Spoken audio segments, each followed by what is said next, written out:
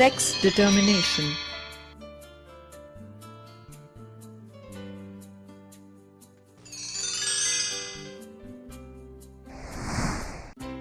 We have discussed the idea that the two sexes participating in sexual reproduction must be somewhat different from each other for a number of reasons.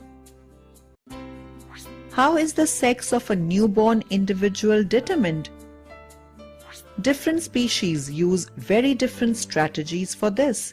Some rely entirely on environmental cues. In some animals, the temperature at which fertilized eggs are kept determines whether the animals developing in the eggs will be male or female. The explanation lies in the fact that all human chromosomes are not paired.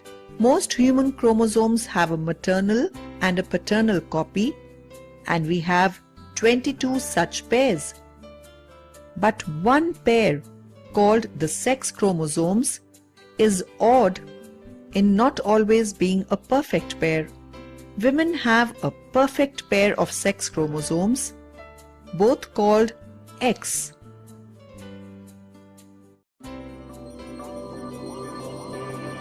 Evolution.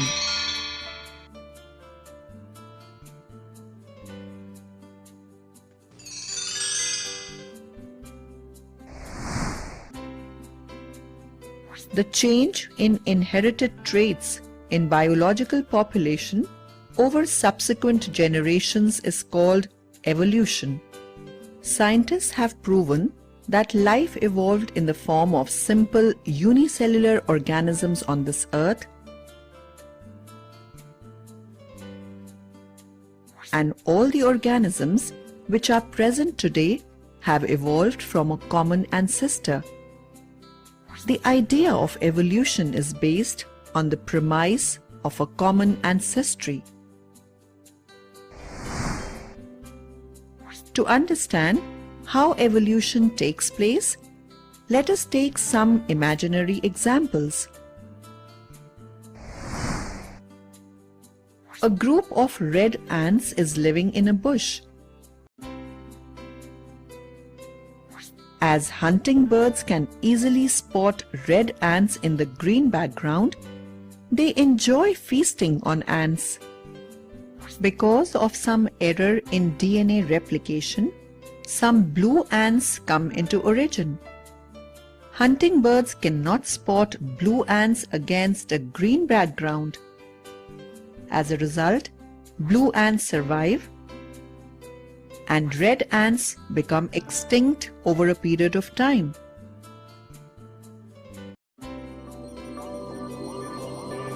Evolution and classification, basic characteristics.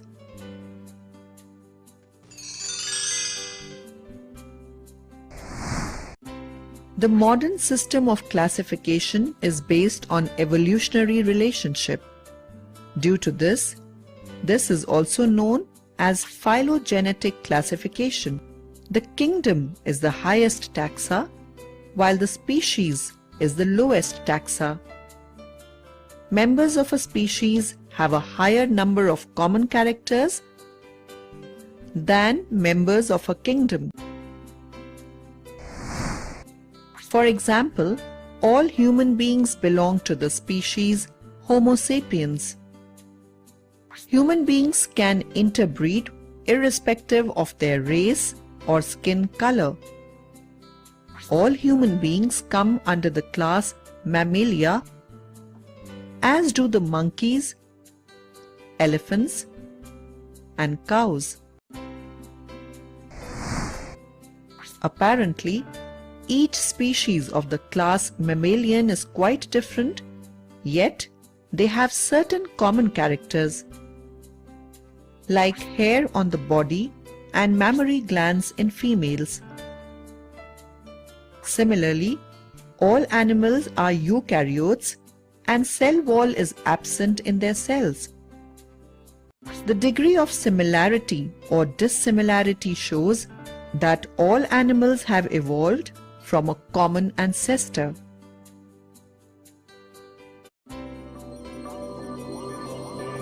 Morphological and anatomical evidences.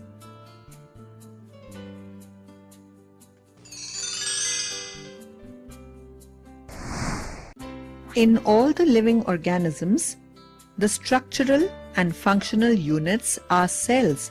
If all the living organisms were created by supernatural power, why he created same cells in all living organisms?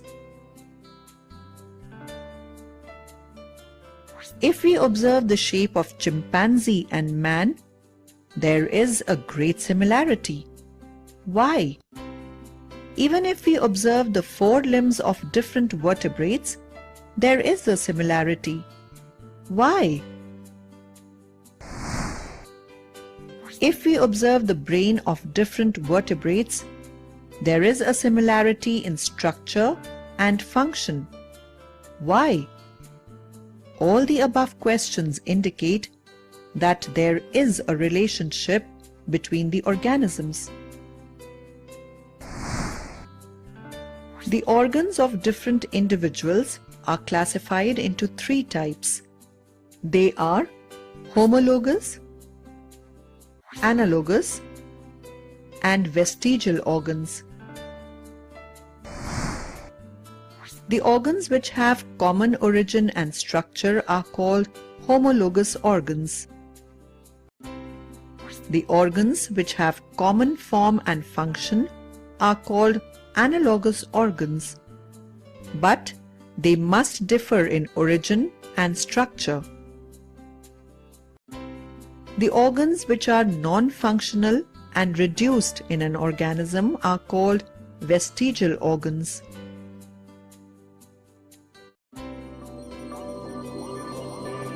Analogous organs.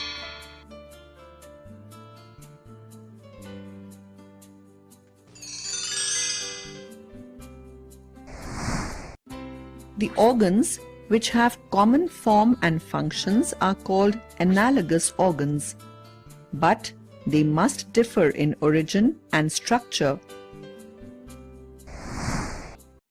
Wings of birds and wings of bat are good examples of a pair of analogous organs. Wings of birds are composed of all the bones of forelimb and are covered with feathers. Wings of bats are mainly composed of the digital bones and a thin membrane covering the structure. Yet, wings in both the organisms are used for flying.